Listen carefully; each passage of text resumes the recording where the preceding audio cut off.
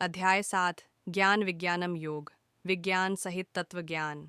श्री भगवान ने कहा, हे पृथापुत्र, अब उसको सुन जिससे तू योग का अभ्यास करते हुए मुझ में अनन्य भाव से मन को स्थित करके और मेरी शरण होकर संपूर्णता से मुझको बिना किसी संशय के जान सकेगा।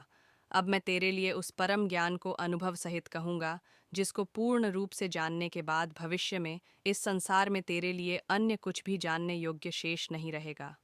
हजारों मनुष्यों में से कोई एक मेरी प्राप्ति रूपी सिद्धि की इच्छा करता है और इस प्रकार सिद्धि की प्राप्ति के लिए प्रयत्न करने वाले मनुष्यों में से भी कोई एक मुझको तत्व रूप से साक्षात्कार सहित जान पाता है। पृथ्वी, जल, अग्नि, वायु, आकाश, मन, बुद्धि और अहंकार, ऐसे यह 8 प्रकार के भेदों वाली तो मेरी जड़ स्वरूप अपरा प्रकृति है, हे महाबाहु अर्जुन।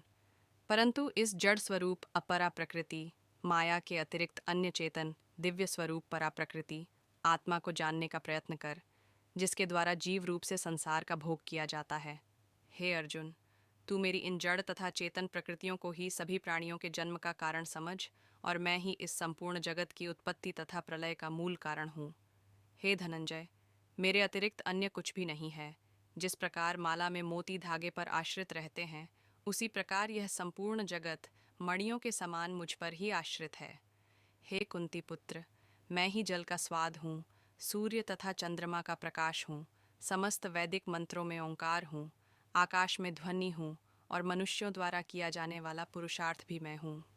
मैं पृथ्वी में पवित्र गंध हूँ, अग्नि में ऊष्मा हूँ, समस्त प्राणियों में वायु रूप में प्राण हूँ और तपस्वियों में तप भी मैं हूँ। हे पृथापुत्र, तू मुझको ही सभी प्राणियों का अनादि अनंत बीज समझ। मैं बुद्धिमानों की बुद्धि और तेजस्वी मनुष्यों का तेज हूँ। हे भरत श्रेष्ठ अर्जुन, मैं बलवानों का कामना रहित और आसक्ति रहित बल हूँ और सब प्राणियों में धर्मानुसार, शास्त्रानुसार विषयी जीवन हूँ। प्रकृति के 3 गुण, सत्व गुण, रजगुण और तम गुण से उत्पन्न होने वाले भाव, उन सबको तू मुझसे उत्पन्न होने वाले समझ। परंतु प्रकृति के गुण मेरे अधीन रहते हैं, मैं उनके अधीन नहीं हूँ। प्रकृति के इन तीनों गुणों से उत्पन्न भावों द्वारा संसार के सभी जीव मोहग्रस्त रहते हैं। इस कारण प्रकृति के गुणों से अतीत मुझ परम अविनाशी को नहीं जान पाते हैं। यह तीनों दिव्य गुणों से युक्त मेरी अपराशक्ति स्वरूप माया को पार कर पाना असंभव है। परंतु जो मनुष्य मेरे शरणागत हो जाते हैं, वह मेरी इस माया को आसानी से पार कर जाते हैं। मनुष्यों में अधर्मी और दुष्ट स्वभाव वाले मूर्ख लोग मेरी शरण ग्रहण नहीं करते हैं। ऐसे नास्तिक स्वभाव धारण करने वालों का ज्ञान मेरी माया द्वारा हर लिया जाता है। हे भरत श्रेष्ठ अर्जुन, 4 प्रकार के उत्तम कर्म करने वाले, 1 आर्त, दुख से निवृत्ति चाहने वाले, 2 अर्थार्थी, धन संपदा चाहने वाले, 3 जिज्ञासु, केवल मुझे जानने की इच्छा वाले, और 4 ज्ञानी, मुझे ज्ञान सहित जानने वाले भक्त मेरा स्मरण करते हैं। इनमें से वह ज्ञानी सर्वश्रेष्ठ है जो सदैव अनन्य भाव से मेरी शुद्ध भक्ति में स्थित रहता है, क्योंकि ऐसे ज्ञानी भक्त को मैं अत्यंत प्रिय होता हूँ और वह मुझे अत्यंत प्रिय होता है। यद्यपि ये चारों प्रकार के भक्त उदार हृदय वाले हैं, परंतु मेरे मत के अनुसार ज्ञानी भक्त तो साक्षात मेरा ही स्वरूप होता है, क्योंकि वह स्थिर मन बुद्धि वाला ज्ञानी भक्त मुझे अपना सर्वोच्च लक्ष्य जानकर मुझ में ही स्थित रहता है। अनेकों जन्मों के बाद अपने अंतिम जन्म में ज्ञानी मेरी शरण ग्रहण करता है, उसके लिए सभी के हृदय में स्थित सब कुछ मैं ही होता हूँ। ऐसा महात्मा अत्यंत दुर्लभ होता है।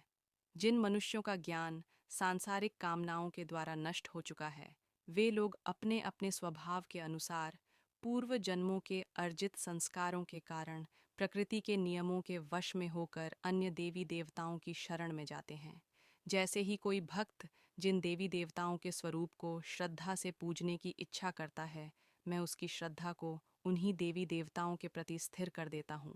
वह भक्त सांसारिक सुख की कामनाओं से श्रद्धा से युक्त होकर उन देवी देवताओं की पूजा आराधना करता है और उसकी वह कामनाएं पूर्ण भी होती हैं, किंतु वास्तव में यह सभी इच्छाएं मेरे द्वारा ही पूरी की जाती हैं। परंतु उन अल्प बुद्धि वालों को प्राप्त वह फल क्षणिक होता है और भोगने के बाद समाप्त हो जाता है। देवताओं को पूजने वाले देवलोक को प्राप्त होते हैं, किंतु मेरे भक्त अंततः मेरे परम धाम को ही प्राप्त होते हैं।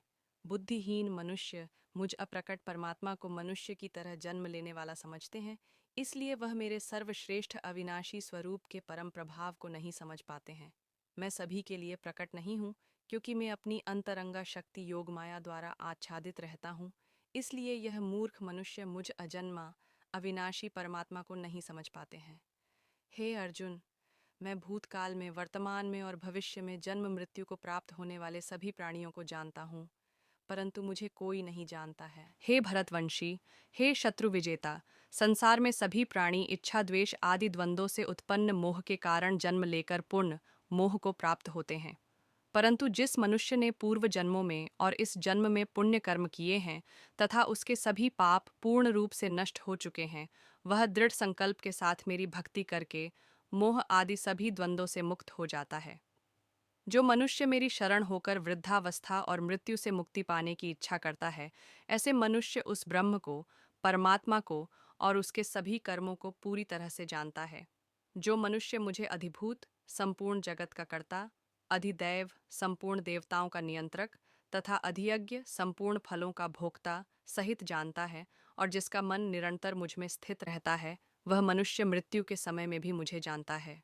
इस प्रकार उपनिषद, ब्रह्म विद्या तथा योग शास्त्र स्वरूप श्रीमद् भगवद गीता में श्री कृष्ण तथा अर्जुन के संवाद में भगवद ज्ञान योग नाम का 7वां अध्याय संपूर्ण हुआ।